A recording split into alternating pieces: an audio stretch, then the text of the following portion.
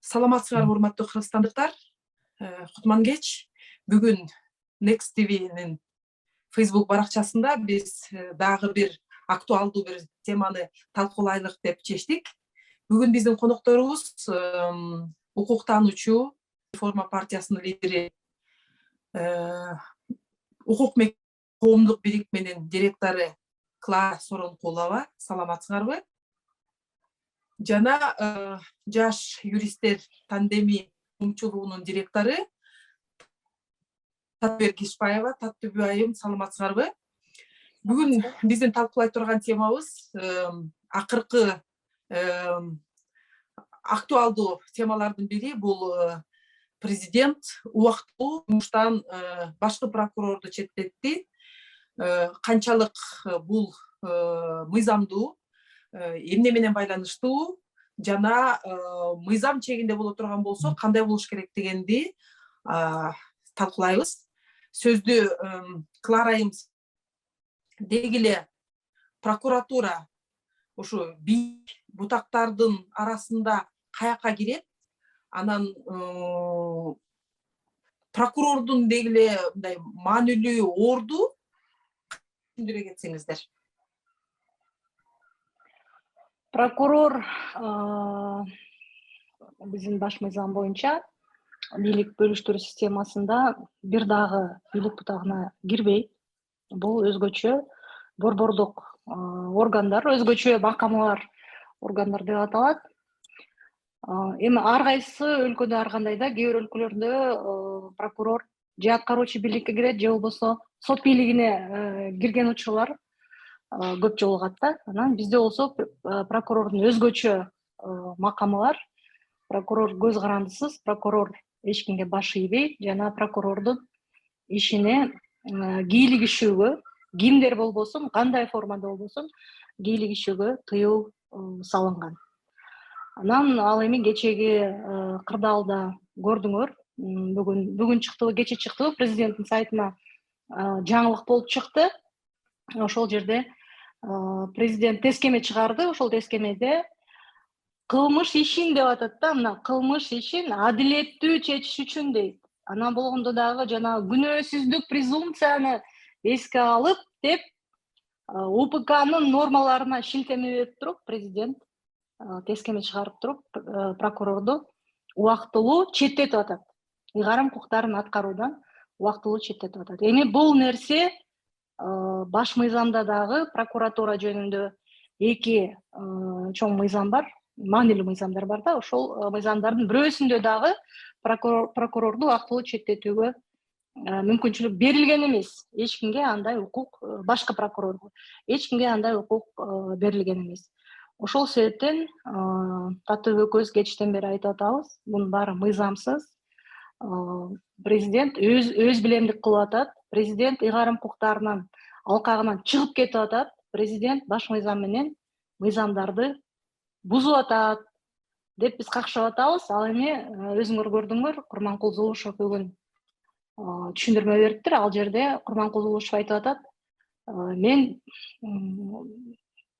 мамлекеттин башчысынын чечимине баш ийем, баарыбыз баш ийишибиз керек деп мамлекеттин башчысынын чечимин туура дегендей мааниде айтып атат да. Бирок ошо менен бирге сөзүнүн артында айтып атат: мен дайыма мыйзамдуулукту сактап келгем депчи. Анан бир момундай кандайдыр бир эки маанилүү бир пикир айтып койду да.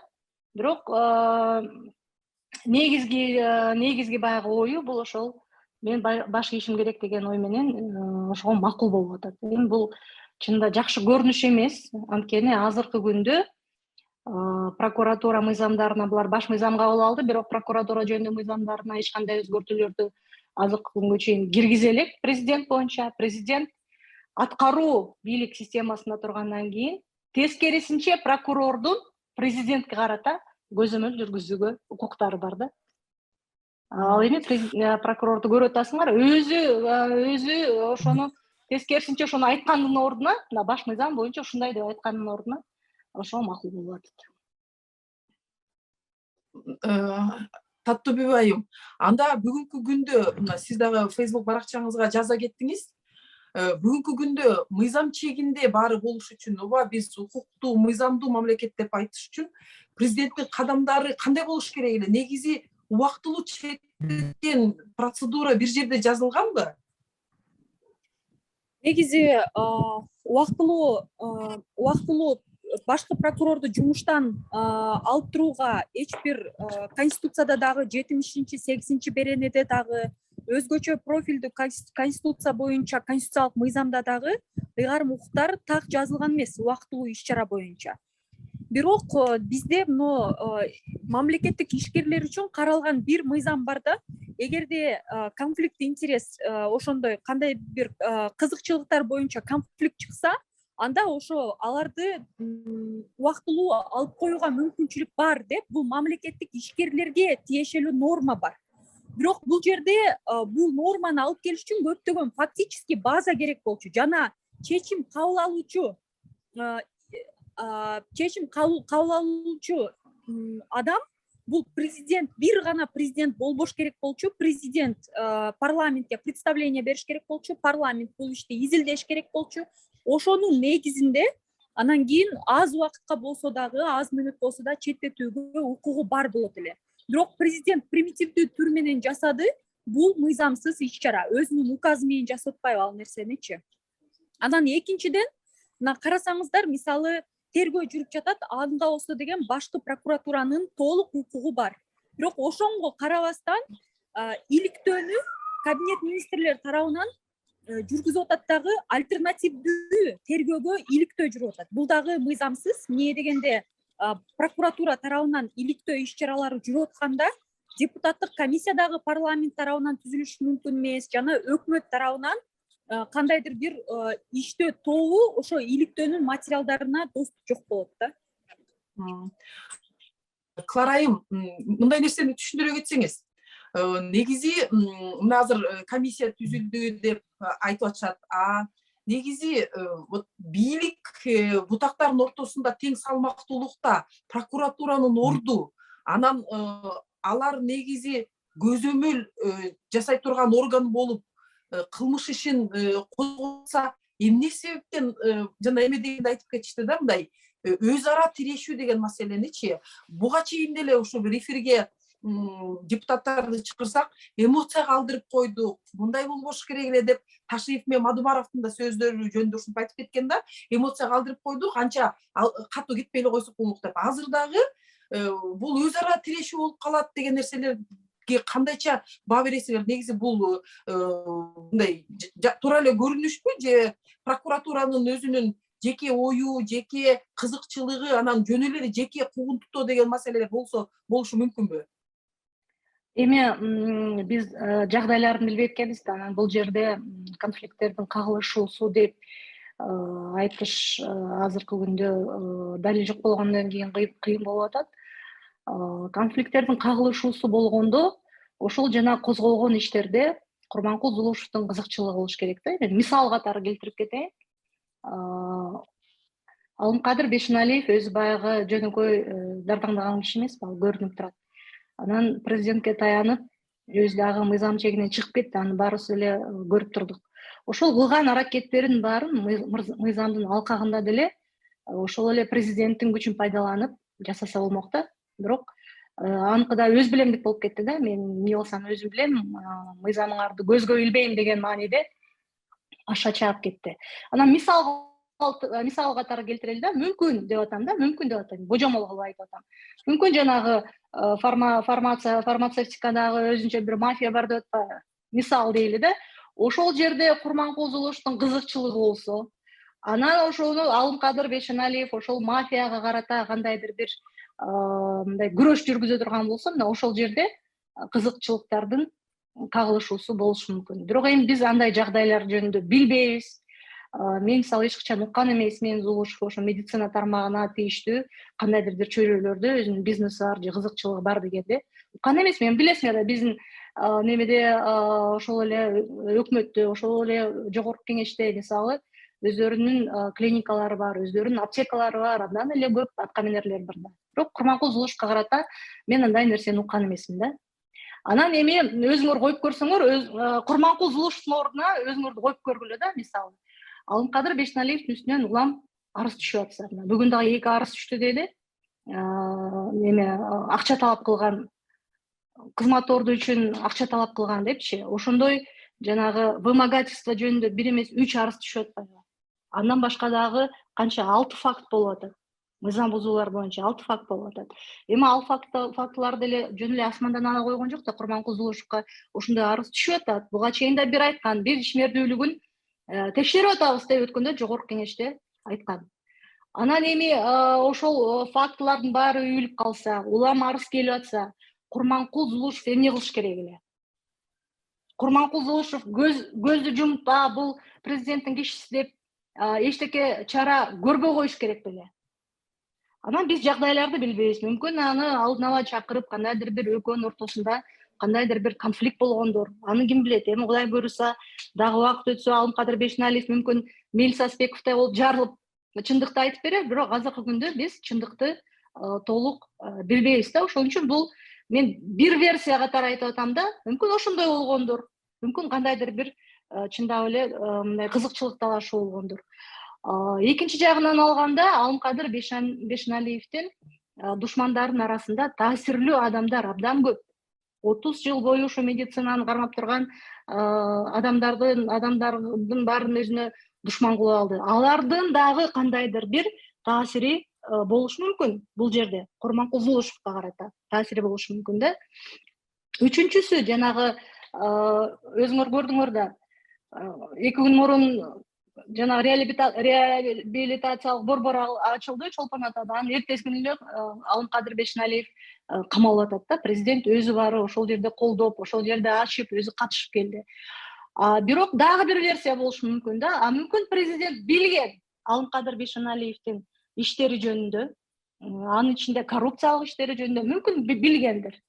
Мүмкүн билгендир дагы, азыркы болуп аткан аракеттердин баары мүмкүн жөн эле бир шоу, жөн эле спектакльда болуп калышы мүмкүн да. Эми аны азыр жыйынтыгы боюнча көрөбүз. Бирок азыр арыз түшүп аткандан кийин, жок, бул жерде эч кандай кылмыш жок экен, Алымкадыр Бешеналиев таптаза экен деп кайрадан ордуна калтырып кое албайт.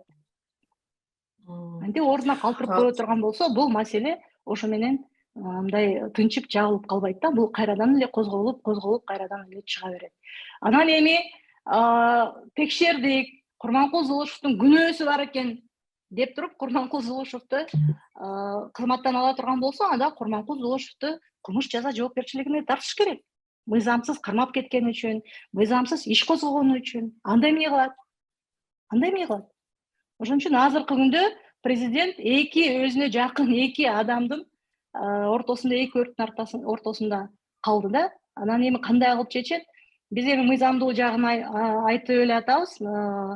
Мындай кылбаш керек эле, болбош керек эле депчи. Бирок эми Татуевни мен мисалы жакшы түшүнөм. Мен дагы 2015-2016 жылдары баш мыйзамды сакташ керек деп эле сайрап жүрдүм эле. Бирок Кыргызстандагы реалдуулук ушундай экен да. Мыйзамда жазылган күндө дагы, баш мыйзамда, башка мыйзамдарда так жазылган күндө дагы президенттер сөзсүз түрдө жогорку кеңешке басым кылат, өкмөткө басым кылат, сотко басым кылат, тергөөгө басым кылат, прокурорго басым кылат.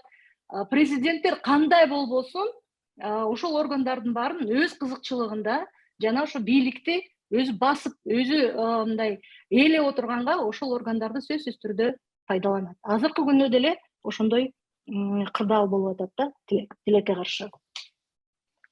Ошондо Таттыбай айым, сизге суроом. Мына 10-июнга чейин жанагы түзүлгөн комиссия иштейт деп айтты. Канчалык ошол комиссиянын өзү, ал эмне комиссия? Негизи ошондой комиссиянын муктаждыгы, укуктук жагы, мүмкүнчүлүктөрү деги барбы ушундай ишти иликтеп бир жооп бергенге? Негизи өзү мына президент аткаруу бийликтин башчысы. Ал ошол комиссияны кабинет министрлери аркылуу түзүп, ишмердүүлүгүн кароого укугу бар. Ал ар бир учурда эле тергөө иши жок болгондо эле ача берсе болот. Бүгүнкү күндө калайбы бардык ошол салык сактоо министрлигинин толугу менен мониторинг жасап, счетный палата, аудиторлорду привлекать этип, толук иш-чараларды жүргүзүүгө укугу бар. Бир гана бүгүнкү күндө аткаруу бийлигинин башчысынын бир эле нерсеге укуктуу эмес, бул тергөө ишине баш салуу. Ошол жердеги болуп жаткан материалдарга кирип альтернативдүү чечим берүү, альтернативдүү укуктук баа берүүгө укугу жок. Бир гана иш сотко берилип атканда гана көзөмөл жүргүзсө болот. Биз президенттин берген интервьюсунан мен жеке түшүнгөнүм мындай болуп атат да, ошо азыркы учурда башкы прокуратура тарабынан жүргүзүлүп аткан тергөө иш чарасына бүгүнкү күндө президент альтернативдүү иш тобун ачып атат.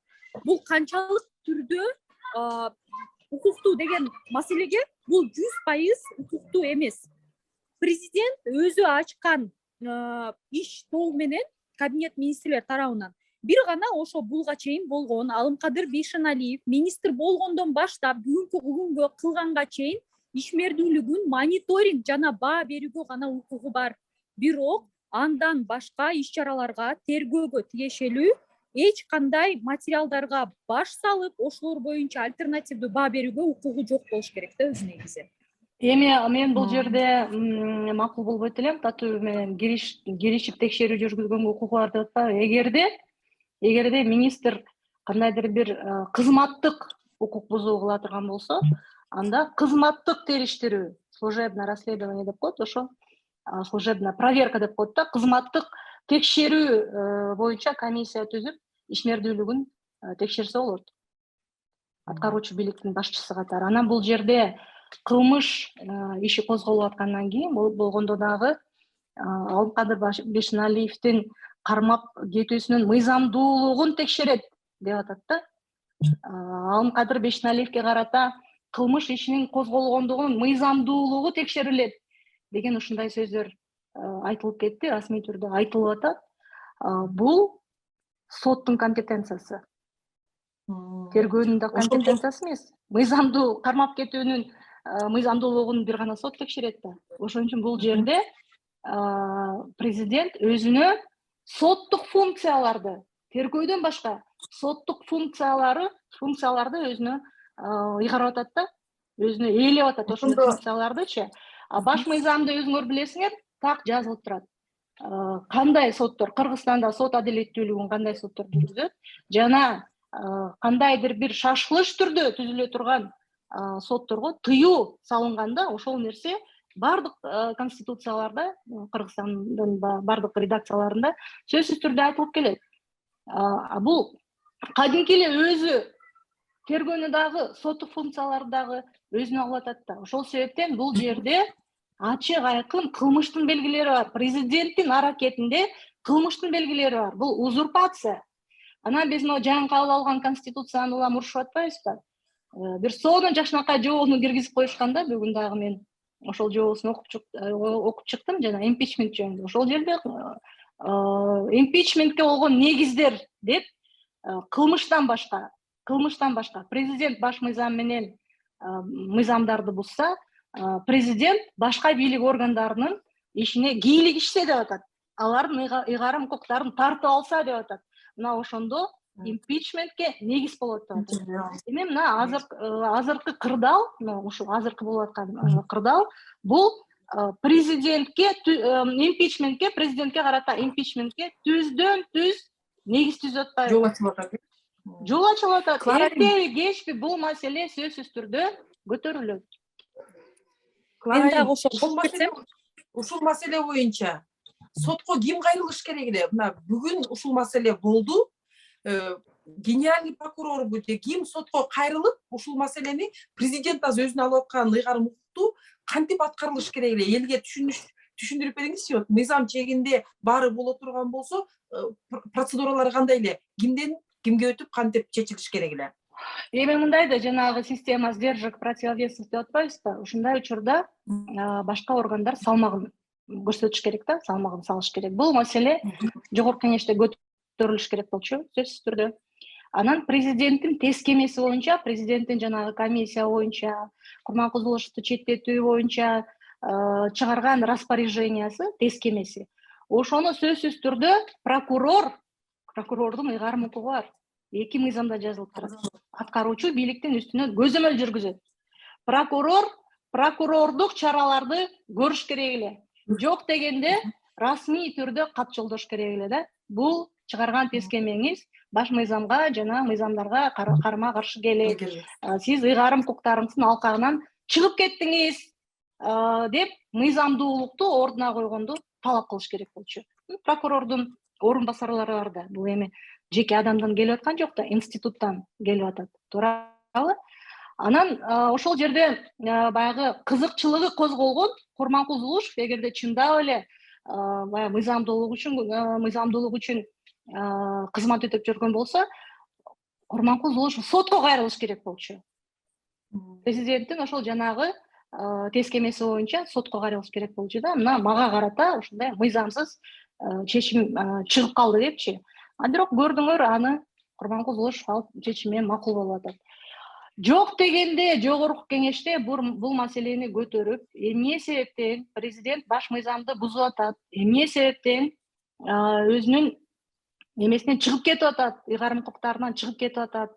Бул деген узурпация маселеси деп депутаттар айтып чыгыш керек эле да. Эми көрөбүз, эми келерки жыйындарда мүмкүн бул айтылаттыр, бирок сөзсүз түрдө бул айтыла турган нерсе. Анткени айтып атпайбызбы? Противовес болуш керек деп. Ушинтип кайсы бир кызмат ордундагы адам, жогорку кызмат ордун ээлеп отурган адам же болбосо мамлекеттик орган четтен чыгып баратканда ошону кармап кала турган, каяка, токто, чыгып кетип атасың, мыйзамдан ары чыкпа деп кармап тура турган сөзсүз түрдө орган болуш керек. Анан биз айтып атпайбызбы, иштебейт, бизде издержки противовес жок депчи. Мына противовестер иштей турган кырдаал, мына ушул кырдаал да. Бирок эми көрөбүз, көрүп атпайсыңарбы, салмагын салган депутаттар эмне болуп атат? Салмагын салып дагы противовес болуп, кичине баягы көзөмөл функцияларын, өкмөткө карата көзөмөл функцияларын жүргүзүп аткан депутаттар эмне болуп атат? Өзүңөр барыңар, көрдүңөр. УКМКнын төрагасы чыгып айтты. Эмне деп айтканын өзүңөр уктуңар. Эми бул жалаң гана Мадумаровго карата айтылган жок да. Бул жалпы депутаттардын баарына айтылып атат да.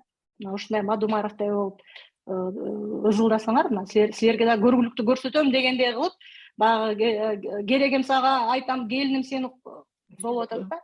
Ошон үчүн бул жерде баягы өзгөчө баягы күч органдары, өзгөчө УКМК коопсуздук органы ушундай бийликке ээ болуп аткандан кийин президент берип койду да бийлигин баарын Ташиевке. УКМК төрагасына бийлигин баарын өткөрүп берип койду. Бул билгенин кылып атат. Ошон үчүн кандай жазылбасын, издержки противовесы деген кандай жазылбасын, идеалдуу түрдө жазылган күндө дагы ошону депутаттар же болбосо башка кызмат адамдары аткарбаса, ошого эрки жетпесе, ал эч качан иштебейт. Кептин баары адамдардын өзүндө болуп атат да. Бир маселе, Таттыбек айым, сизге мындай суроо. Мына азыр Клара айым айтып кетпедиби, мындан мурун УКМКнын чоңу парламентке карата мындай бир акарат көрсөтүп, бүгүн прокуратуранын мындай кадамдары мыйзамдуу экен, текшереликпи деп чыгып атканда, деги эле сиздин өзүңүздүн юрист катары оюңуз боюнча Бишеналиевди кармап кетип коюлган айыптары чын эле прокуратуранын компетенциясына киреби? Элдерге мындай түшүндүрө кетсеңиздер, кайсы маселелерди прокуратура карайт, а кайсы маселелерди тиги УКМК карайт? Анткени мындай жалпысынан карай турган болсок, баары эле бир нерсени тескеп, баары эле бир нерсени иликтеп, баары эле мындай чогуу эле журулушуп жүргөндөй болот да. Ошону түшүндүрүп берсеңиздер, министрлердин үстүнө жанагы кайсы айыптарга, кайсы айыптарды койгонго именно прокуратуранын эмеси укугу бар. 7 кылмыш иши деп айтылды. Сиз ошолорго мындай кичине көз салып көрдүңүзбү? Негизи бүгүнкү күндө ошо 7 кылмыш ишинин түрлөрү бүгүнкү күндө айтылган жок биз үчүн. Жана жарылыкка чыккан жок. Экинчиден болсо деген, мына карап келгенде спецназ келип министрди кармап кетип аткан учурда бир гана прокуратуранын эмес, ошо УКМКнын дагы адистери бар болчу. Спецназ бирге алып кетишти. Ал жерде мисалы милициянын адистери жок болчу. Ошонун жыйынтыгында бүгүнкү күндө бул 7 тергөө иш боюнча кандай характеристика жана кайсы берене менен кармалды айтыш эрте азырынча. Бирок бул жерде өзгөчө прокуратура жөнүндө айтып кетиш керек. Бүгүнкү күндө билесиздер, конституцияга карата прокуратуранын ыйгарым укуктары күчөтүлгөн жана тергөө иш чаралары кошулган ишмердүүлүгүнө, өзгөчө профилдүү конституциялык мыйзам прокуратура боюнча кабыл алынган. Ошонун жыйынтыгында бүгүнкү күндө башкы прокурор толугу менен укуктуу болчу бул иш чараларды ачып, bunun üstünden işmerдүүлүктү жүргүзгөнгө. Бул жерде башкы прокурорду бир нерсеге айыптоого азырынча эрте. Анан экинчиден башкы прокурордун өзгөчө бир кызыкчылыгы болот деген нерсени факт катары буну далилдеш керек. Бул нерсе факты менен болуш керек. Эч бир далил жок. Бул болсо бир гана түшүнүк, мындай достчулук же болбосо кандайдыр бир түшүнүк понятийный деңгээлде эле чечилип калды бул маселечи. Эркектердин ортосундагы сөз болуп, башкы прокурор өз алдынча бул мен үчүн эрки жок, өзүнүн мыйзамдык шарттары менен, мүмкүнчүлүктөрү менен колдоно албаган башкы прокурор болуп саналып калды мен үчүн. Эмне дегенде ал өзүнүн укугун элге жарыялап, сотко чейин дагы парламентке бул суроону алып чыкса, парламент бул суроону президенттин чечими боюнча өзгөчө ойлорун айтып, чечимди чыгарса, мисалы, бул нерсени токтотуп калууга дагы укугу бар болчу да.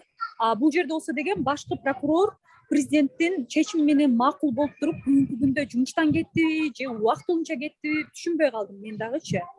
Негизи ушул. Анан экинчиден айта кетиш керек, мына бүгүнкү күндө парламент, эч бир парламент, ошо башкы прокурор, эч бир депутат башкы прокурордун болгон абалы боюнча комментарий бербей коюшту да. Эми бунун дагы жыйынтыгы эмнеден экенин билип турабыз. Эми жанагы кармап кеткени өзү дагы кандайдыр бир күмөн жаратат да. Татууп айтып атпайбы, ГКНБ эми чындап эле кебетесине караганда эми точно ким кармап кеткенин мен билген жокмун, сураштырып көрүш керек. Ар ким ар кандай жазып атты. Тиги МВДнын спецназы деп атты, бирөөсү ГКНБнын спецназы деп атты да. Анан кармап кеткендин өзү эле өзгөчө бир шоу болуп кетти да. Өзүңөр байкадыңар да. Мен дагы ошол замат жаздым, бунун баары шоу, спектакль депчи, анткени эмне кереги бар эле ошончо спецназ менен барып анан министрликке чейин кирип анан кабинетинен кармап кетиштинчи. Эми ал мыйзам боюнча деле көрсөтүлүп турат да, кайсы учурларда маска кийген спецназ пайдаланаларынчы. Анан жөн эле тынч отурган адамды жөнөкөй учурда кабинетке чакырат, суракка күбө катары келиңиз дейт. Анан ошол жерден айыбын айтат дагы, колун кишендеп туруп анан камайт да. Анан бул жолу ошентип кармап кеткени дагы мен үчүн мындай бир шек жаратты да. Шек жаратты. Ошол себептен дагы бир версия айтылып атпайбы? Фейсбукта байкасаңар керек, дагы бир версия айтылып атат. Бул жерде Курманкуловго карата спектакль уюштурулган. Анткени анын орду азыр башка кишиге керек болуп атат деген дагы версиялар айтылып атат да. Эми аны азыр көрөбүз кандай болоорун. Бирок Алмыкадыр Бешеналиев чындап эле кимиси жакын деген маселе туулуп атат да азырчы. Кимиси президентке кимиси жакын. Мыйзамдын баарын, баш мыйзам дегендин баарын эле жыйыштырып койдук да, жалаң эле ушундай маселе менен жашап калбадыкпы. Кимиси жакын, жана президент кимисинин тарабына турат деген ушундай бир кырдаалды президент өзү жаратып койду.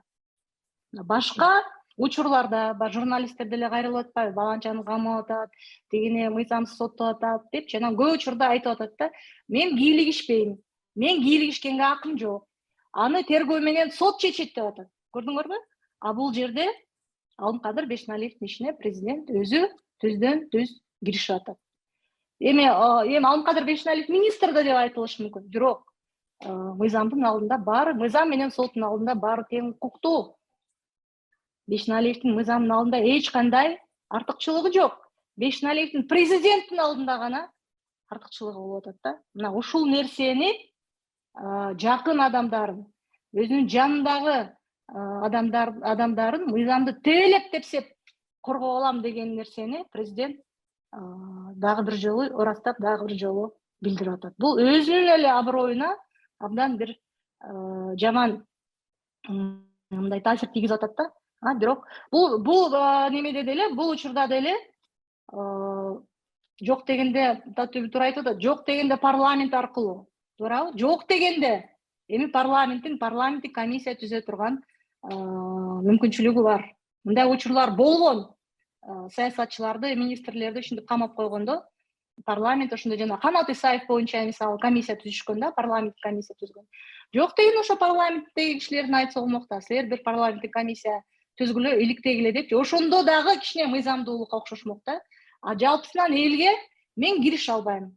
Бул жерде тергөө жүрүп атат, сот жүрүп атат, сот чечсин деп коюш керек эле. Анан эми жана дагы айтып кеттим, УПКны шилтеме кылып туруп тескеме чыгарткандан кийин бул түздөн түз бийликти узурпациялоо деп эсептейм мен. Укуктук жактан дагы ушундай болуп атат.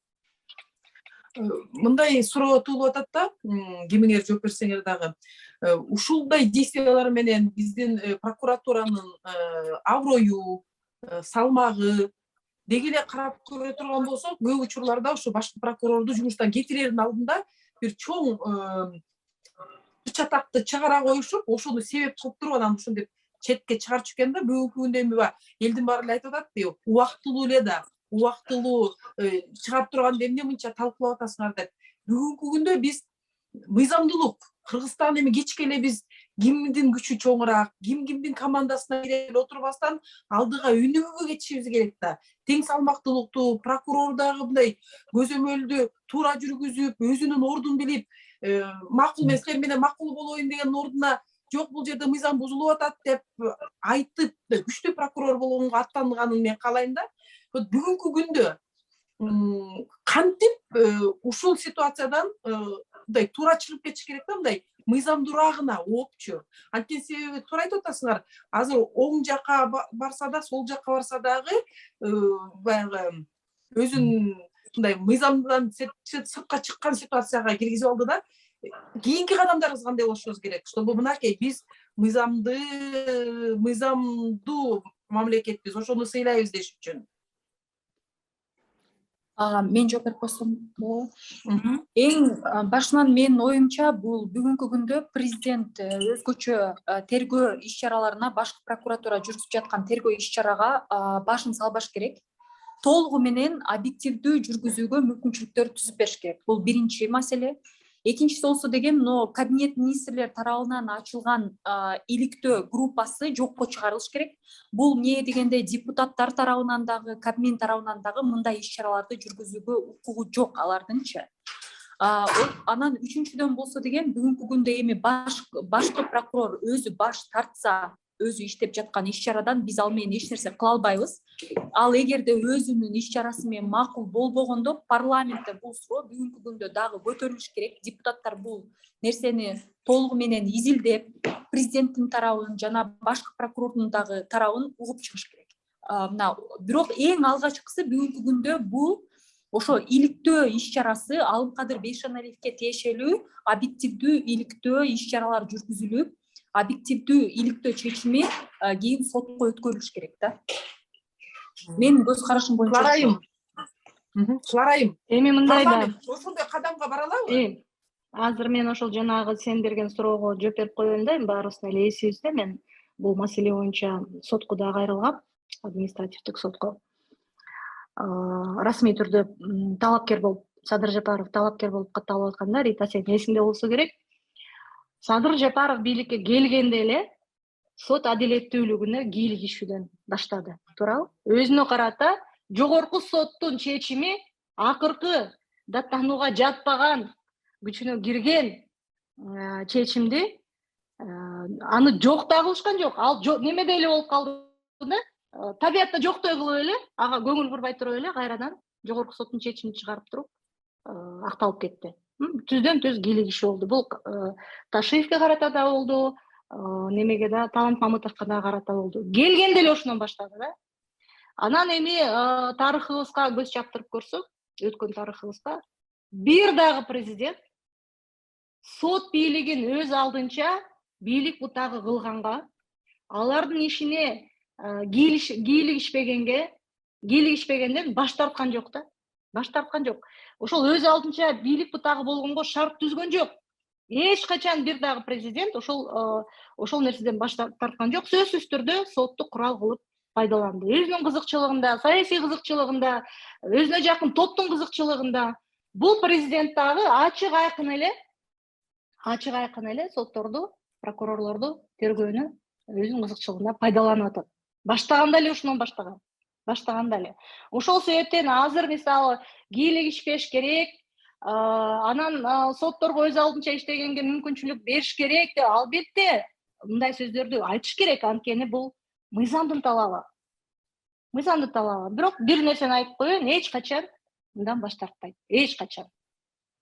Ошол себептен ушундай кырдаалда жок дегенде бир орган иштеш керек эле да. Мына эми жогорку кеңеште баары эле баягы пактакор эмес да. Алардын арасында дагы мындай принципиалдуу адамдар, эрктүү адамдар аз эмес, бар. Жок дегенде ошол адамдар тарых үчүн болсо дагы, андан эч нерсе натыйжа чыкпаса дагы, тарых үчүн болсо дагы ушул маселени көтөрүп, сөзсүз түрдө талап коюш керек. Мыйзамдуулукка кайрадан кайтып келели депчи, мына противовестердин, издержкалардын реалдуу түрдө иштегени ошол. Натыйжа чыкпаган күндө дагы кичине сүрүн көрсөтүп коюш керек да. Эл өкүлү, парламент деген сүрүн көрсөтүп коюш керек. Эми байкап туралы, кимиси көрсөтө алат. Бирок кырдаал күндөн күнгө оорлошуп баратат. Көп эле адамдардын көзү ачылып баратат. Биз баягы 20-жылы күзүндө айткан нерсенин баары мына азыр билинип эле ачыкка чыгып калды да. Көп нерсени айтканбыз. Анан мыйзам иштебегенден кийин биз сөзсүз түрдө бара эмес, азырдан эле мына бандиттик мамлекетке айланып баратабыз. Аны баарыңар эле көрүп атасыңар. Бул мамлекетте гана эмес, коомдо дагы болуп атат. Кечеги кырдаалды карагыла. Ташиев Мадумаровдун конфликти боюнча тарапташтары чыгып, өзгөчө Ташиевдин тарапташтары чыгып, биз күчүбүздү көрсөтөбүз, биз тигинтебиз, минтебиз деп ачык эле чыгып атат. Аларды тыйып койгон эч ким жок. Аларды ынтымакка чакырып, тыйып койгон эч ким жок. Ошол жерде Камчыбек Ташиев чыгып айтыш керек эле да, балдар, койгула. Ынтымак керек, биз бияктан чечишип алабыз. Саясатта боло берет. Мамлекетти башкарууда ушундай нерселер боло берет деп айтыш керек эле да. Анан эгерде ушул нукта кете бере турган болсо, бир абдан бир чоң коркунуч турат да, жарандык согуштун чыгып кетишинин коркунучу турат да. Анткени азыркы жаштарды өзүңөр көрүп атасыңар. Октябрь окуяларында дагы көрдүк. Токтобойт да булар кете берет экен, эчтекеден коркпойт экен. Ошол себептен акыл эстери болсо, азыркы күндө кырдаалды, ушундай кырдаалда өзгөчө баягы тышкы саясат абдан оор болуп атат. Ушундай кырдаалда ички саясат, кризис болуп атат. Ушундай кырдаалда ынтымакка чакырып туруш керек эле саясатчыларчы. Эми азыр кайрадан биз талкуулап аткан маселеге кайтып келе турган болсок, эми биз айта турган сөзүбүздү айттык. Азыр эми комиссиясы, бүгүн пресс катчысы айтты, комиссия түзүлдү деди, бирок комиссияга ким кирди белгисиз. Ошол саламаттык сактоо тармагындагы адистер кирди дейт. Анан каржы тармагындагы адистер кирди дейт. А бирок өзүнүн тескемесинде так жазылып турат. Ушул маселени изилдеш үчүн, иликтеш үчүн, адилеттүү иликтеш үчүн комиссия түзүлүп атат деп турат да. Анан эми кандай болбосун бул жерде тергөө органдары иштеш керек эле да. Эми комиссиясы кандай кылып чечет, аны убакыт көрсөтөт. Бирок мен мисалы ошол ачык айкын болооруна, адилеттүү болооруна, эми мыйзамдуулугу калды. Мыйзамдуулукту азыр айткандан да уялып калдым, уже тилим да бурулбай калды мыйзамдуулукту айтканчы. Анан ошол чечим ачык айкын, адилеттүү болооруна мен мисалы ишенбейм. Ошон үчүн азыркы күндө коомчулукту кызыктырган бир маселе, президент кимисин сактап калат, кимисине болушат. Бешин Алиевкеби же Зулушев болуп атат да, анын экөөнүн бирөөсүнүн кимиси жакын деген ошондой маселе кызыктырып атат коомчулуктучу. Ошол айта турган деле чынында сөз жок. Жалпысынан эгер прокурор үн катпай, биякта мыйзам бузуу болуп атат деп айтпастан, анан жумуштан кетирип сала турган болсо, ушул эле бойдончу, бул жалпы ушу көзөмөл кылуучу институтуна шек келет да, бул анда анын эмне кереги бар деген маселе туулабы? Же кимден Курманкул мырзадан башка келсе эле прокуратура жакшы болуп кетет деген маселе болобу? Эми кой десе болбой, прокуратураны монстр кылып алышты. Прокуратуранын абдан көп ыйгарым укуктары. Эми ошончолук монстр болгондон кийин, ошончо бийликти алгандан кийин ошо бийликке ээ бол деген маселе туруп атат да. Анан ээ боло албай атпайбы? Ээ боло албай атпайбы? Биз чынында эле президенттик республика болбой калдык. Биз абсолюттук монархияга кетип баратабыз да. Абсолюттук монархия болгону калдык. Анан болгондо дагы өткөндө дагы бир берүүдө айттым эле, дагы бир жолу айтып кетейин. Абсолюттук монархия болгон күндө дагы ошол жанагы хан болом деген адам адилеттүү, даражалуу, жөндөмдүү, билимдүү, акыл эстүү болсо, ага дагы эл ынанат эле дейм. Элге айырмасы кайсы? Хандыкпы, республикабы туурабы деп жашоосоң болсо болду да. Бирок тилекке каршы андай болбой калды. Анан ушундай адамдардын колуна бийлик тийгенде чынында мен мисалы жаран катары, юрист катары эч кандай жакшылыктарды күткөн жокмун. Күткөндөр мүмкүн бардыр. Алардын үмүттөрү орундалабы, ишке ашабы, аны убакыт көрсөтөт.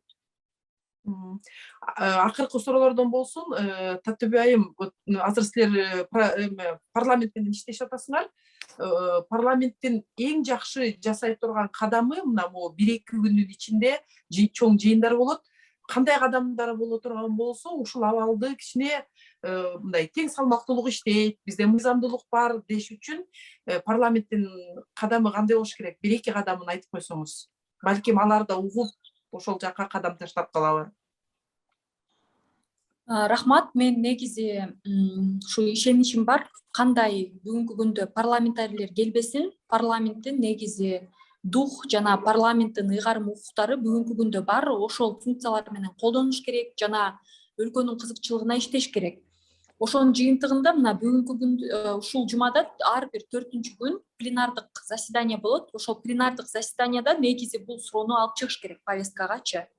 Анан ошол жерде айтылыш керек. Негизи өзү мүмкүнчүлүк болсо, мына бүгүнкү күндө ошо администрация президенттин чечими боюнча жана башкы прокуратурадан дагы адистер чакырылыш керек.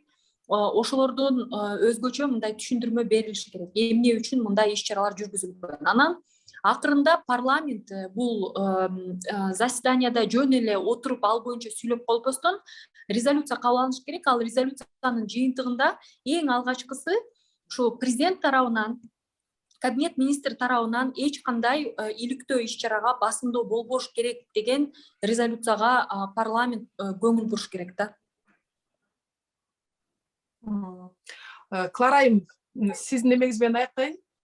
Прокурор ушу президенттин чечими менен макулмун деген нерсеси менен өзүнүн позициясын алдын ала эле бошотуп алган жокпу? Кийин кайра макул болбой чыкканга мындай жолун жаап койгон жокпу?